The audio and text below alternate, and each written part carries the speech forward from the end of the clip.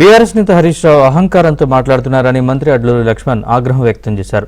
BC దళిత బిడ్డలున్న cabinet ని Harish Rao Dandupalyam batch అనడం ఆయన అహంకారానికి నిదర్శనమన్నారు.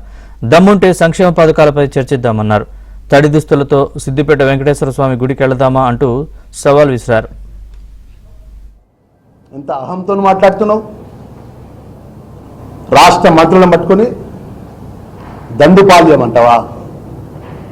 అంటే బీసీ బిడ్డలు ఉన్నటువంటి క్యాబినెట్ను ఒక దళిత బిడ్డలున్న క్యాబినెట్ పట్టుకొని 10 సంవత్సరాలు రాజ్యం చేసిన వాళ్ళు,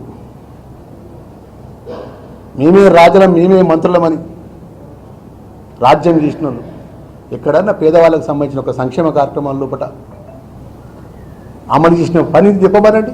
ఇద్దరం అక్కడ బోరింగ్ ఉంటే బావి స్నానం చేసుకున్నాం. మమ్మల్ని పట్టుకొని నోటికి ఎంత వస్తుందంత కమిషన్ల కోసమట, కకృతిపడి వాటాల కోసమట, మా వ్యక్తిగతమైన కోపాల మీద మాట్లాడిన దానికోసమట రాష్ట్ర క్యాబినెట్లో మాట్లాడుకున్నామని చెప్పి మాట్లాడతాడు. నువ్వు సిద్దిపేట వెంకటేశ్వర స్వామి దేవాలయం ఉందా హరీష్ రావు గారు? నువ్వు పోతావు కదా ప్రతి శనివారం సిద్దిపేటలో ఉంటే. నేను సిద్దిపేట వెంకటేశ్వర దేవాలయం కలుస్తాను. నేను రాష్ట్ర క్యాబినెట్లో ఏం చర్చ అయిందో నేను వెంకటేశ్వర స్వామి భక్తిని ప్రతి సంవత్సరం పోతా.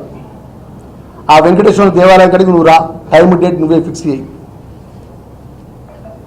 మన రాష్ట్ర క్యాబినెట్లో తెలంగాణ ప్రజలకు సంబంధించిన సమస్యల విషయంలో కూడా, రైతులకు సంబంధించిన సమస్యల విషయంలో కూడా, రాష్ట్ర బడ్జెట్ పరంగా ఏ విధంగా రాష్ట్రాన్ని ముందుకు తీసుకునే విషయంలో చర్చ తప్ప వ్యక్తిగతమైనటువంటి ఏ ఒక్క